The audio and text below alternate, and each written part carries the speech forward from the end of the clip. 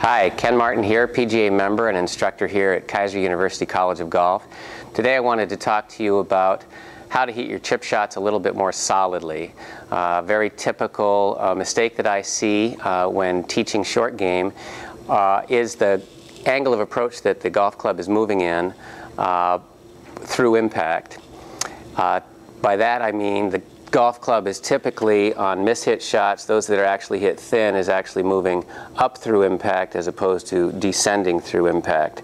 And a lot of times that is just simply caused by the concept that people are trying to make sure the ball gets up in the air in order to get over whatever rough might be in front of them to get it on the green. And the reality is that it's better to actually de-loft the club coming through impact so that you actually make contact more on the club face instead of towards the bottom. Higher on the face will give the ball more compression and more spin control, and therefore more consistent shots.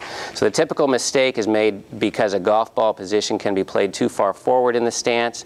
The golf club will bottom out behind the golf ball and then move up through impact, and it can produce a shot that looks like that, which looked pretty good, but it was a drop kick, and I actually hit the ball right off the bottom of the club, so it runs out considerably further than it would if it was hit solidly.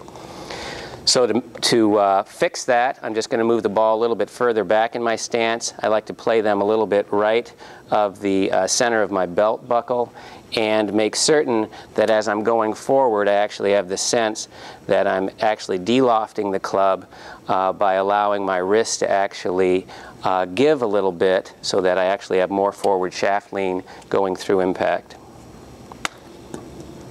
So the ball's going to come off a lot lower. That one actually was really good. Went right in the middle of the hole. The ball will come off lower, but it has a lot more spin on it because it's more compressed. So again, ball a little bit back in the stance and make sure you're actually giving a little bit more forward shaft lean going through impact. There you go. Easy way to chip.